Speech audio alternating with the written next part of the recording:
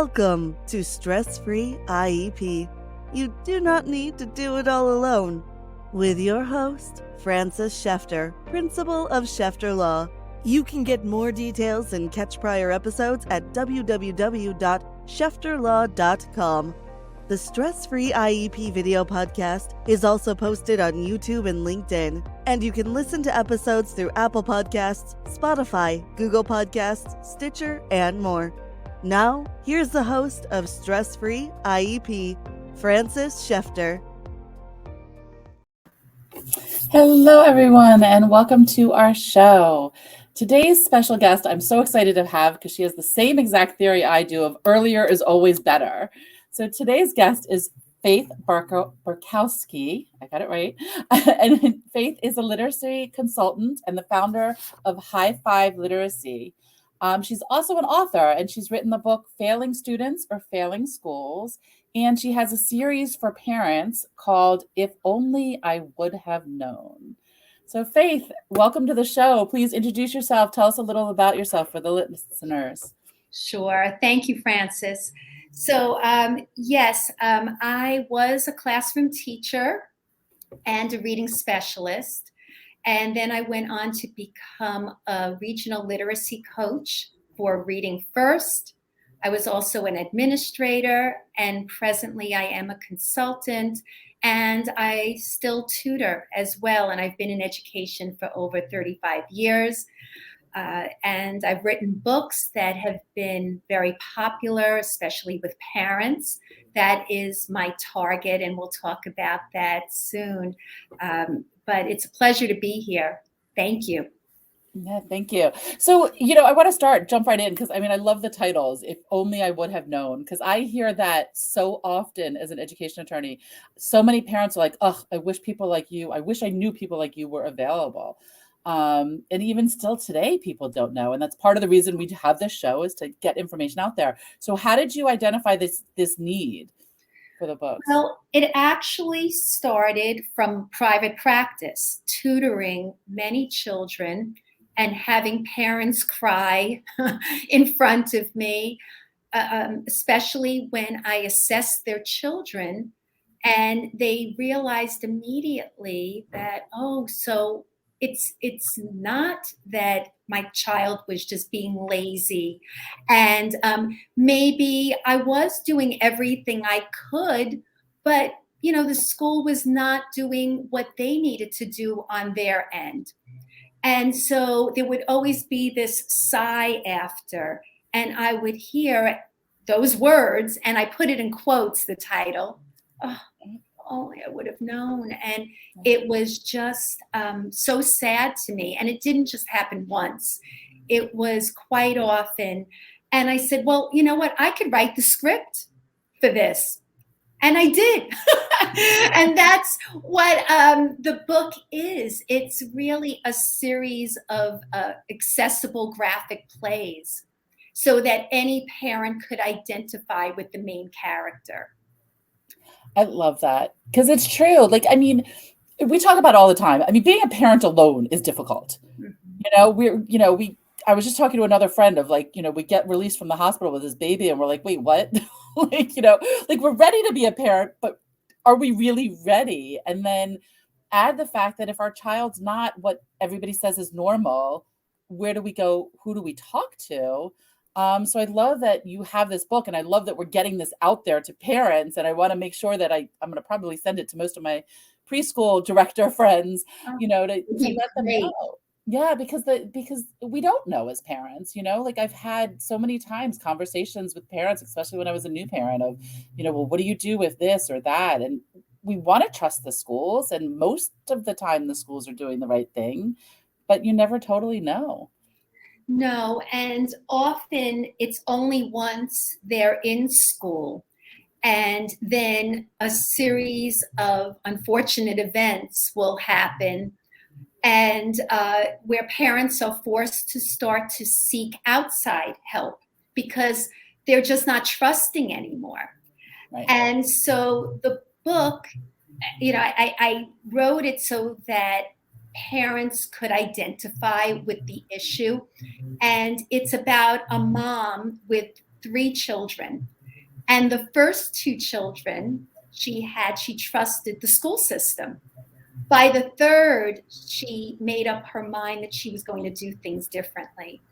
And so it starts with the pediatrician in book 1, the conversation with a pediatrician, and kind of getting to the heart of the matter, which is really understanding what's going on. And then it moves on to book 2, which is the preschool teacher, or you can substitute daycare or kindergarten, any professional in early childhood. And that's where the parent starts to learn what should really be happening in this setting. And then book 3 is the librarian, where now the parent is going out to try to find books. And what she was told originally isn't really what she needs. But now this librarian knows better and is able to share what decodable books are, and getting the parent to know how to use them, and the importance of also having authentic literature too. So it really takes a parent through the different stages, through these conversations that she had, so that when parents read these books, they could learn from somebody else's journey without having to do the same path. And it's so, like, I love that you touch on all, because as parents, we have our team, we put our professionals in place, and sometimes they're so compartmentalized, and we don't, we think the doctor's doing what the doctor needs to do, which the doctor is, but, how often is the doctor seeing your child? 15, 20 minutes, once or twice a year. I know a lot more when you're younger, but if you don't know the information to tell your doctor doesn't know how to advise you. And if the doctor doesn't see the behaviors, they're not going to know it's there. Yeah, exactly. And a good amount of time, Francis, the doctor doesn't know literacy health. Right. So I'm trying to educate these professionals as well. So, you talk about target audience.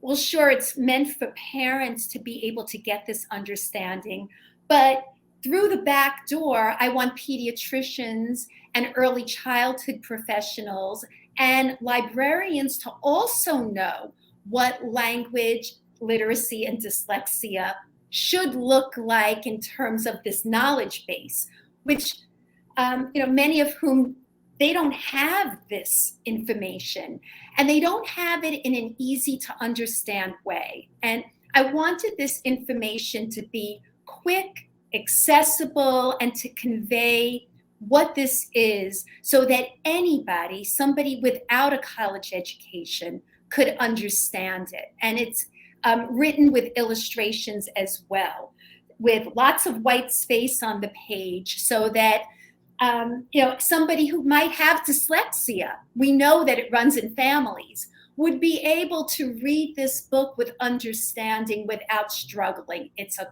quick, accessible read for both professionals and parents. That is so great.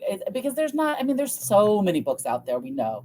And, you can Google, like, what do you read for dyslexia? And to know what to know, we don't know what we don't know. And we, shoot in the dark and like, okay, well, this book sounds good, but it sounds like you're starting at the very, very beginning, and which people don't realize, or maybe that, especially with dyslexia. I know I was told that they don't diagnose dyslexia before the age of 7. Right? Well, that is changing quickly, because the markers are there. If one understands that speech and language is connected to reading, then you could really see the writing on the wall early on. And I go through some of the different markers for problems. So it's written in a way that it would be easy enough where parents could say, oh my goodness, you know what? My child has a speech delay. oh, well, you know what? My child does confuse those sounds, and it is going on kind of longer than would be expected. Maybe I should get a speech and language evaluation early enough and not wait on this. Because, many well-meaning people tell parents, give it time, wait and see. They're not doing this on purpose, to damage a child. They really believe that Right. if you just let a child mature, that this is going to all work itself out. But we know that early intervention could really change a child's life, where a child, by the time that child gets to fourth grade, you could almost look at this child and you wouldn't even recognize that there was ever a problem if you catch it early enough. It also depends on how profound the problem is. We know, like autism, dyslexia is also a spectrum, and there could be mild issues, there could be some profound issues. But if you teach the right way from the beginning, really good classroom instruction, and we know what to focus on early enough with enough practice opportunities, we could change the course of somebody's life. Yeah, completely. And it's not like, I know with my daughter, I remember talking to a friend that was a special educator, and I was like, yeah, I don't think she's talking as much as she should. And she's like, wait till she's 2. I'm like, yeah, no, and I got her evaluated, and she was delayed in speech. And because I got her so early, and, I, of course, got from infants and toddlers, plus we did private and just really got as many services. Now her expressive language is off the charts. People are like, wait, she was delayed? Because she just has conversations like crazy. But because we got it early enough. Whereas if delayed, who knows where that would have been. Exactly. And you don't want to leave this up to chance. And that's also the point of the book, because, it's kind of like the luck of the draw with schools and teachers and intervention teams.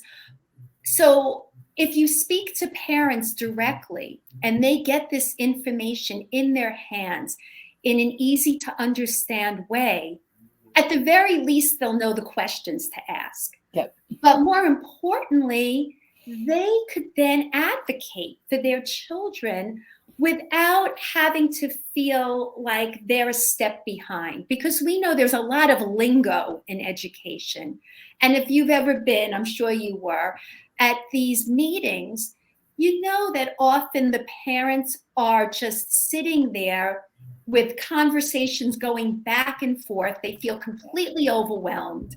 And, you add in all the acronyms and this lingo that they're unfamiliar with, and it's intimidating. It really is quite intimidating. So my whole role, I feel, is to try to help and to protect families so that this doesn't happen. And that's the whole reason for, like, I had my YouTube channel and I started this show, is to let parents know and to educate parents. I say all the time, like, I wish I didn't have a job. I wish parents didn't need me, because then parents would know, would have the information, and schools would be doing the right thing. Not that school, and I don't knock schools ever. They're overwhelmed, and the schools don't even know sometimes.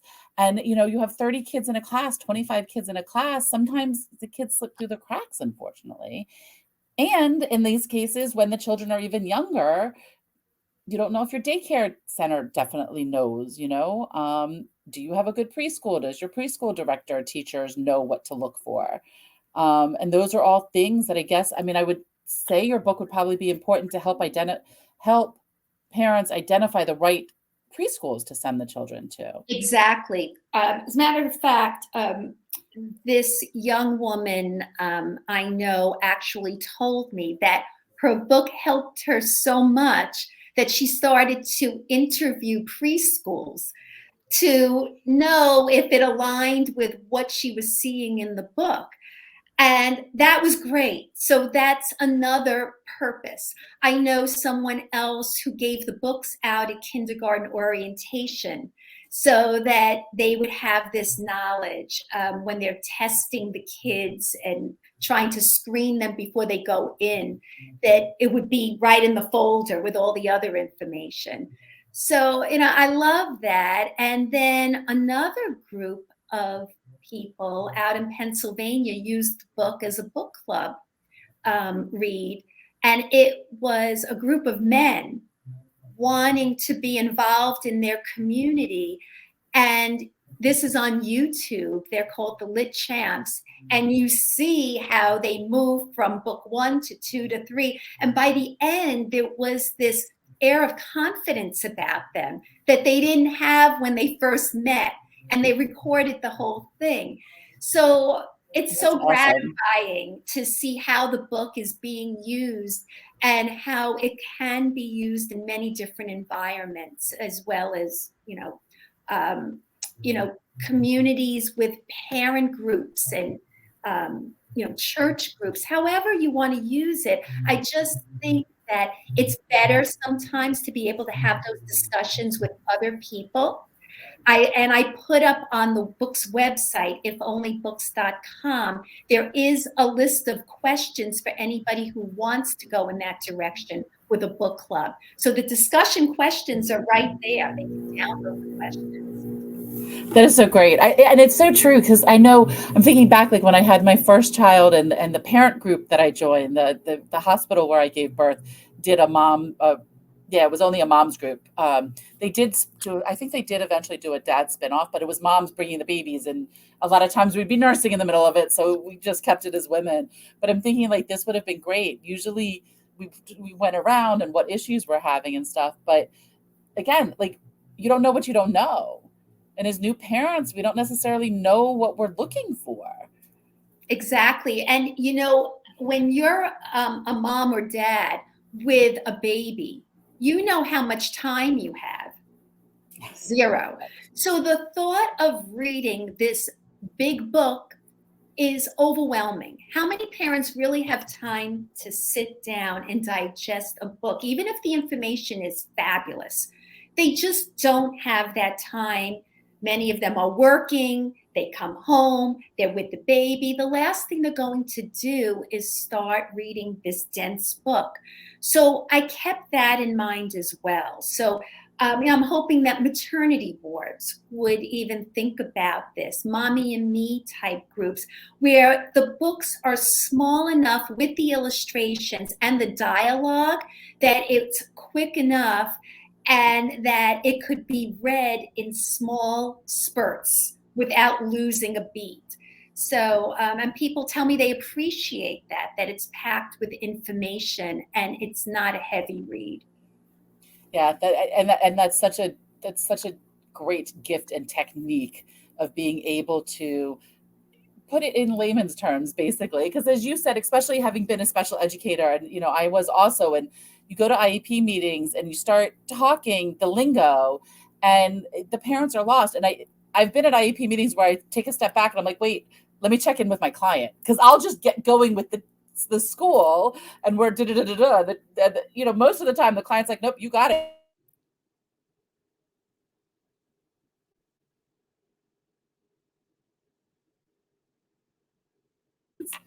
I think you froze. Okay. Yeah. Okay. Now I see. Yeah, I think you froze for a second also, but I think we're back, right? Yes. Yes. Okay, good. Yes. Okay, so it looks like, yeah. Okay. Technology today, right? I know. We just have to go with it. But yes, just what you were saying, that the parents can really understand this. It's not that difficult to understand.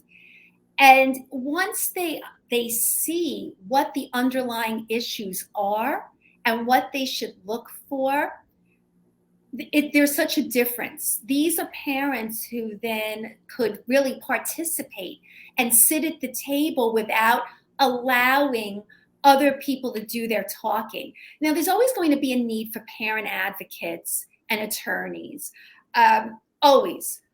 But it is nice when a parent could participate as well, because you want to please your clients. You want to make sure that you are following what they need.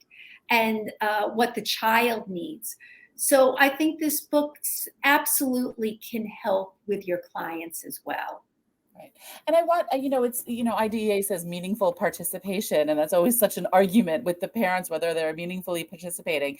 And I tell my clients all the time, no, participate. If you don't understand something, stop the meeting, ask a question. The phrase I like to tell my clients is be the parent, ask questions. There's nothing you can say in an IEP meeting that I can't turn around to what my client is trying to say and put it in the words that the school needs to hear to get the outcome we want.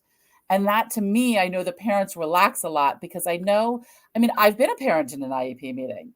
Even with all my knowledge and background, it's challenging sometimes. It's about my child. And wait, I don't want to say the wrong thing. I don't want them to think the wrong thing. And those parent questions, they go in my head also. So it's knowing that you can do this. Yes. And, it gets emotional. And that's the other thing. I've seen parents where they have all these ideas and they know what they want to ask, but when they're listening to this, they're getting angry and emotional. And it's very, very hard to keep that under control when it's your child. It's very different when it's someone else's child. But when it's your child, it is very hard not to either cry or get angry and lose it. And, you really don't want to go there if you can help it. Not to say that people aren't understanding of those emotions, but you want to be able to try to keep it in check and stick to what you want. You want to really get that message across clearly and succinctly. So I do think that that's important.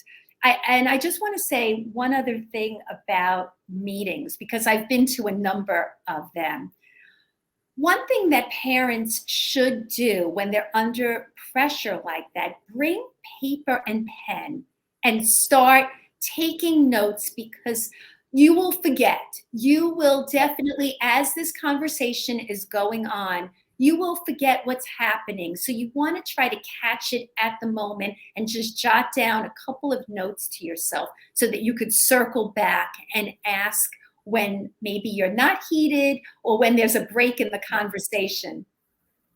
Yeah, that's true. And I do it also, even with my clients. We review the IEP or evaluations, whatever we're discussing. I review it all before and take my notes, talk to my clients and take the notes so that when I have the meeting, I have my notes up, because schools will try to go this way or that way. And I'm like, no. I know that's your agenda, but this is our agenda. And this is the way we need to go. Perfectly said. Yes. Yeah. 100%. And when parents come in, I know from when I was, my teaching days, when I was an LEA or special ed teacher, when parents came in with the notebook of all the stuff and their notes, as a teacher, as an LEA, I listened more just because I knew they were prepared. Correct. Now, one thing that I want to get across is there are parents out there who are not on Facebook and they are not understanding any of this. They might work 2 and 3 jobs, and they really are just trusting the school. So when they are called to these meetings, they are completely thrown, unprepared, and they are leaving it to the professionals and trusting to sort things out. And, I just think one lesson, if there's something a parent could take away from our conversation today, Francis, is you have to be in charge of your child's education and academic health. You can, just like you have to take charge of your own physical health, you have to do the same with education. You cannot leave it to somebody else, because you will be sorry later on in a year, 2 years, 3 years that you did not participate when you had the chance. Right. And there's, I've had clients before that if you wait too long, especially with dyslexia, it gets to the point that the schools can't do what your child needs. And I've told parents before, they always look at me like I'm crazy. I'm like, look, you guys can hire me. I can get you a perfect IEP. But in reality, for a 7th grader with dyslexia, use your money to hire a private coach that will teach your child the way your child needs to be taught. Because at 7th grade school is not going to do it. Exactly. And that's 100%. And yet there aren't people out there who are as honest as you. Yeah. They're just not. And so these parents are spinning their wheels, wanting certain programs and wanting certain things done. And what they don't realize is that there's not enough practice opportunities in the day to make this stick. That they don't realize that, that one period in the day of resource room when you're in middle school and high school is not going to be enough to turn this around if the rest of the day they are overwhelmed by all this other work that they have and all this other content that comes. That's why I always say early, early, early. It's not that kids can't learn to read or adults can't learn to read. Of course, any age, someone could learn to read, but we have to be realistic. We have to understand that with all the other demands in high school, middle school, and in the future, and of course their social lives and all the clubs that they want to be in after school, that it's just not enough time to really turn this around. It takes a while until kids could internalize the code to be able to make it fluent enough to be able to help them with their schoolwork. Right. And it's, I say this often, a lot from my story of growing up. Usually our kids with dyslexia are very bright and they compensate, and it's not found until later.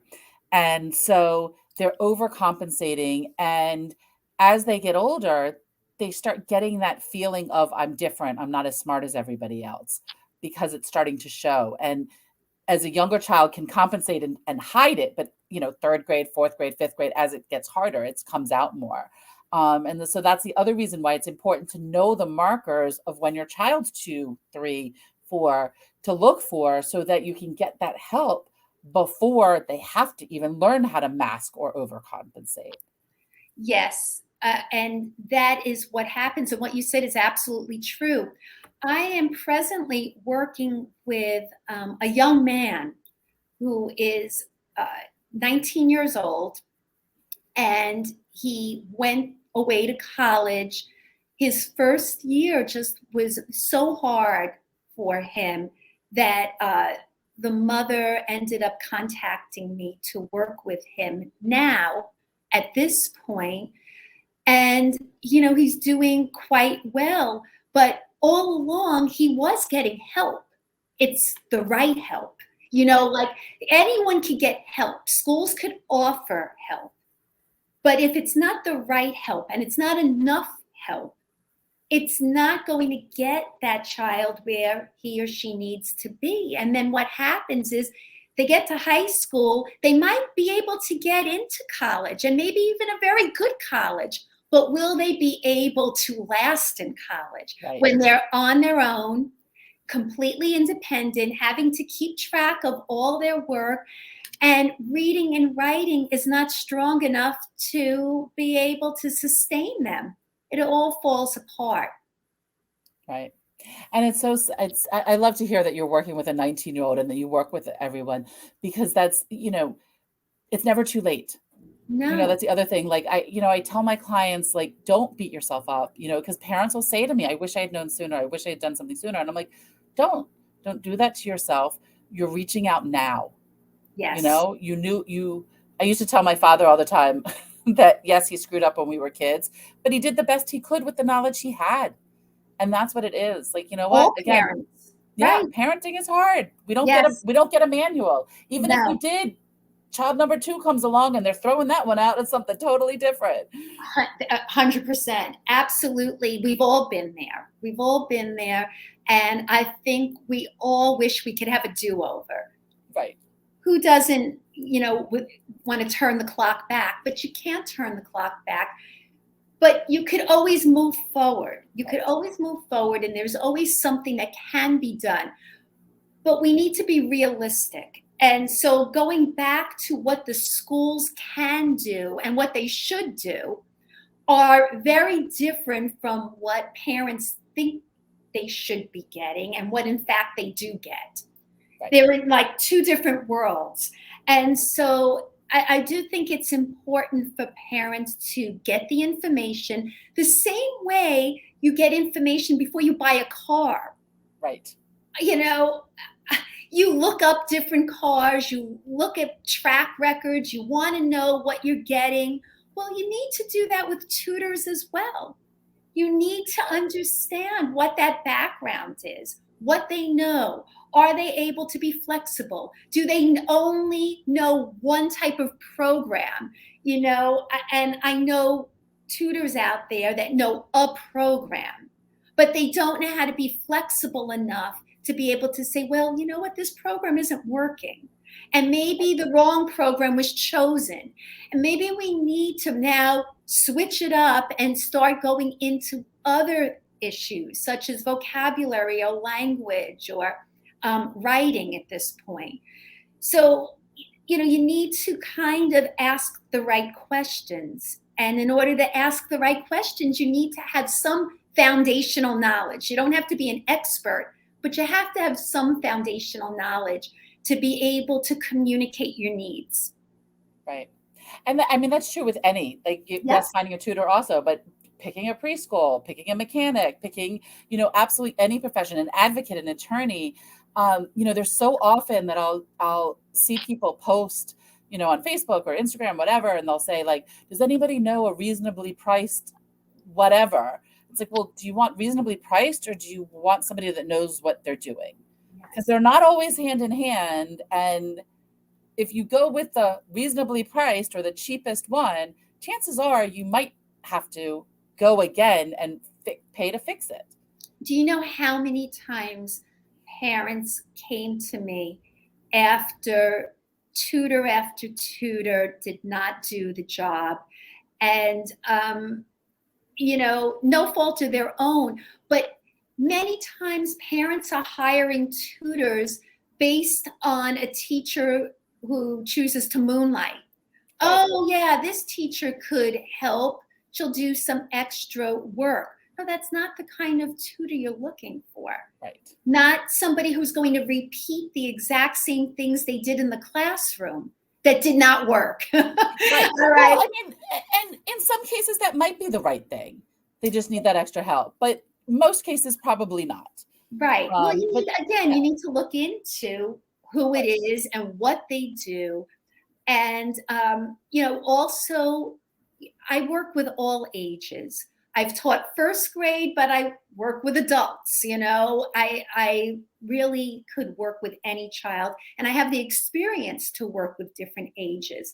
But there are some tutors who just prefer to work with kids up to second grade, and they don't want to go beyond that.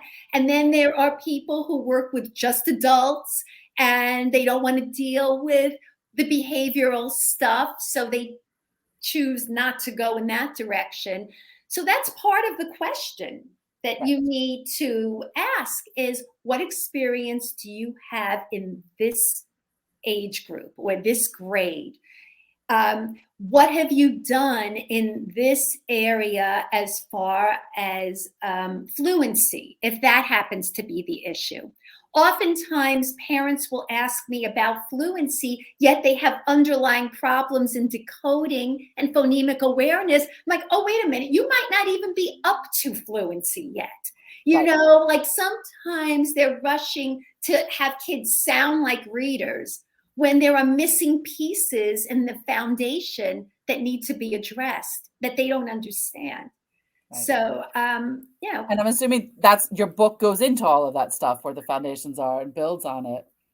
At a very basic level, yes, I do. Perfect. I talk about that. Now, obviously, there is more to say on each one of these areas, and I wrote a book, Failing Students or Failing Schools, which is behind me, and you mentioned that. My very first book was Reading Intervention Behind School Walls, Why Your Child Continues to Struggle.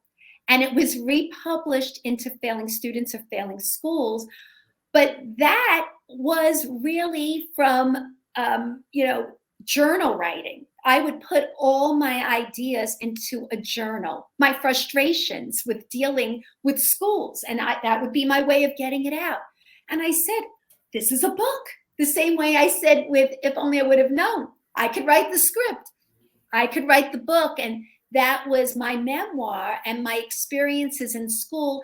And in those books, that's where I go into a little bit more detail into the 5 pillars of literacy and writing, and that, what could be done more. But this book does have those tips as well. But like I said, it's meant for parents of children up to age 7, where those other books are really for when kids start school and move up. Got it. Which makes sense. I mean, it's giving the basic foundation. And like, as we said before, like just knowing the questions to ask.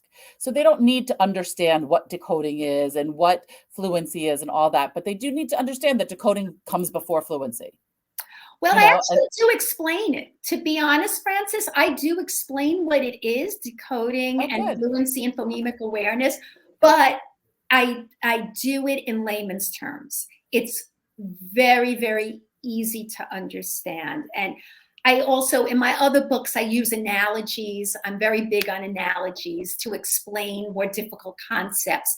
In this book, I chose to do it as a graphic play so that it's like you're seeing the action unfold in front of you with these conversations, that a mom who is frustrated and not really knowing, having these conversations with professionals and learning from each person along the way. Yeah, it's so wonderful. I love hearing that it's in layman's term, because that's what it's all about. I mean, my whole firm is based on educating families, empowering families with the knowledge they need. But again, we're also the community, it takes a village, we're the village. And it's okay to ask for help. I say all the time, like we've been talking about it, that our society is so like, we have to do it all. We have to do it all. But we don't. There are people out there that can help us. There are books out there that can help us. And us reading the books and us asking for help is such good role modeling for our children. Yes, absolutely. And, learning is never finished. There's never an end point to what you can learn. I'm always learning from other people. I don't feel like I have all the answers, but I do have experience the same way you have experience. And, I think a combination of those experiences and what we learn along the way do make us set up to help others. And right. I'm happy to do that. I love doing that. And I think this role right now is so gratifying, to be able to be that person for a family, for a child, to be able to help when others might not understand. They might be well-meaning, but right. They just don't understand how to help. Yeah. And it's the best feeling in the world. I have a client that, came back to me, and he just, says all the time, she says all the time that thank you so much, because what you did for my son changed his educational course. Yes. For the rest of his life. Yeah. And that's what it's about, changing the trajectory for a child. We know when we look at data, and the data show that kids are on this downward hill or leveling off, which is very common, where you see this leveling off or maybe moving up a little bit. And then parents are told, oh, they're making progress. Well, this type of progress is not enough. You have to know how to close a gap. That should be the goal in early childhood intervention, is closing a gap, not just moving up a little bit at a time, right. Because then they'll always need this. There'll be lifers in these types right. of services. We want to see gap closing work. at least as well as we could. That's the goal. Right. Yeah. I mean, they'll catch up. When are they going to catch up? Yeah. The whole thing, it just baffles my mind that the kids have till the 22nd birthday or 21 to be in school, but nothing's changed in the schooling to help spread it out a little bit, to give them, like, I know there used to be like a K1 class. So like kindergartners, when they finished kindergarten, they weren't ready for first grade yet. There was like that split class in between. Yeah, There's they, not. they have that in my home district. Yes, they have that kind of catch up time, and which is very good for some. But believe it or not, even in that catch up class, it's not always targeted intervention with what they Right. need. So some kids do get out of those classes Right. and they're not much better off than they were. I've seen that too. But what you said really makes me laugh, because I have a sign on my office wall that says intervention, nothing changes if nothing changes. And that kind of summarizes what exactly you're saying. You can't keep thinking that something's going to be better and improve unless you do something different along the way. Right. Right. Yeah, exactly. It's you got to change. And I see, I mean, in my years of being in education, which I think we're about the same amount of years, I've seen the changes and the differences. I mean, it used to be dyslexia wasn't even a thing. That's Um, it. and now it's getting there. But unfortunately, a lot of people are like, oh, you need Orton Gillingham, that's the only thing to do. Or Wilson is a new one that's popping up. But Yes. that might not be what you need for your child and where in the program. And so it's knowing that there are other options out there. I'm so glad you said this. There are parent advocates out there who will say right away, get the testing, get all the testing you can, neuropsychologist, and get, this label and that label. And then they go in there and the only thing they're fighting for is Wilson or OG. And I do believe in structured literacy. I am not saying that is not important, but you need to know why, and you need to know what you're getting. And, just these kind of statements, okay, just it has to be somebody who knows this program. Right. It's not the answer always. That's a good start, perhaps, if it points to a decoding problem. Maybe that is the best course of action. But you need to be able to find someone who knows how to be flexible enough to give more of something when needed and take away something when it's not working. So, I'm glad you did mention that. Yeah. No, and it's true. And it's to remember that just because a program's not working for your child, it's not your child. Yes. It might not be the right program. Because I've seen that so many times also of like, well, I don't know why he's not. I've had a tutor for a year and a half.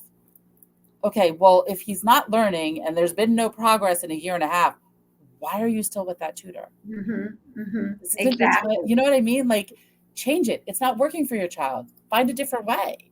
Right, right. And then the other issue could be there are some profound cases out there.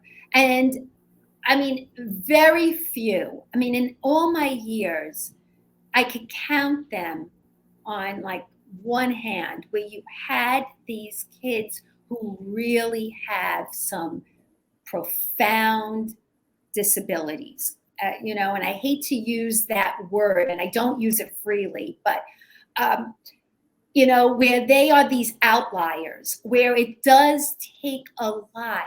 And that's something that I don't think parents are prepared for, that it might not go according to the plan that you think or the timeline that you think. Like, you have this extreme case here where this kid has such attentional difficulties and such severe language issues that it's going to take a village for this one. You know, it's not going to happen the way you think. So, and I do want to put it out there that yes, most of the time it should happen much faster. But there are those few, which I would consider, those are your true kids with dyslexia. Sometimes kids are labeled as dyslexic and all it is dysthesia, right? That they were not taught from the beginning the correct way, and they continue to be taught with ineffective strategies and programs that encourage whole word memorization, and it's not right for them. And if they were only given the right tools, they would be okay. But then you really do have these kids with profound language problems and other problems that interfere with the course of learning, that you have to be prepared that it's going to maybe take more than one professional. It might be a speech and language person. It might be somebody who is controlling the mental health aspect of this child, which plays into it. There are those kids that are, they just can't sit for any length of time. Even with the most patient person, even with the most hands-on program, you do have some of those kids, but they are outliers, it's like the 1 or 2%. Right. And I'm sure they have other talents that you can then tap into. Correct. Not try to force, like, we need to know reading, we need to know math, we need to know writing. It's not for everyone. No, okay. I mean, you could get most kids, I would say most kids, up and reading at least at an adequate level. You really could. In all my years, most kids you really can. But you do have some that, whether it's intellectual deficits or other types of things interfering, it will take longer. And that's the reality. And it will not be realistic for those kids to be ever on a level that you would hope they would be at. But for the most, like I said, 99%, if you have within normal intelligence and you have adequate speech and language, there's no reason that those kids can't read or write. Right. Just getting them in the right program. Yeah. Yeah. With the right people also guiding it. And the right fit, because there's, that's the other thing, is that there's a lot of professionals out there that might be great, but it might not mesh with your child. That's right. And it's not saying anything's wrong with the professional. It's just not the right fit. Let's find somebody that's the right fit. And a good professional, I know I've had somebody on my show with a tutor, it's like a good professional will be able to be like, you know what, this isn't working. Let's find somebody else that maybe it'll work better. Yes. Rather than trying to force it. Right. Exactly. And, if you are just not getting along with the family, it's almost like you have to fire them. Right. And just say, and I've done that because part of the work I do, it requires practice. So when in between what I do in tutoring sessions, there needs to be consistent, deep practice going on, not for very long, but daily. I really require something that is consistent. In order to change brain patterns, you need to be able to have your eyes on the page, looking at it, working it. And then parents will say to me, oh, yes, of course. And then all of a sudden, every excuse comes up. Oh, we had a birthday party. The birthday party lasted a week. And I understand vacations and breaks, but I'm talking about constantly having interruptions where they cannot get themselves back on track. And I'm not the right person for you, because I will tell you right out, everything requires lots and lots of practice. And I have parents sitting in with me so they could see how I work, and I coach them to be able to help their children. So if you're hiring somebody where you don't know what they're doing and what's going on, and there's no practice in between, and you're wondering, why is this taking so long? Well, that could be the missing piece. There's no Right. practice going on. Yeah, because once a week isn't going to do it. No, it's not. This has been so wonderful and so great. And I know you mentioned your website for the book, the If I Only Would Have Known. Yes, How so can the people- website for that book is ifonlybooks.com. And that's just to get kind of information about me, about the books, just seeing if this is the right fit. And on that website, I have the discussion guide. And I also have a workbook for school districts and PTAs to be able to use to see if they could recognize a child who might be slipping through the cracks. So it's a free workbook that's on ifonlybooks.com. My personal website is highfiveliteracy.com, where people could just learn about my services and what I do for schools and who I am. Great. And those links are going to be in the show notes. And I'm assuming they can contact you through the website and buy the book through the website. Yeah, so through both websites, there's contact information, and both websites lead right to Amazon, where the book is, and people could go directly to Amazon. There's also a Spanish version of If Only I Would Have Known. So yeah, I have it somewhere. And let me see, here it is. But it's same book, but it's with the Spanish title.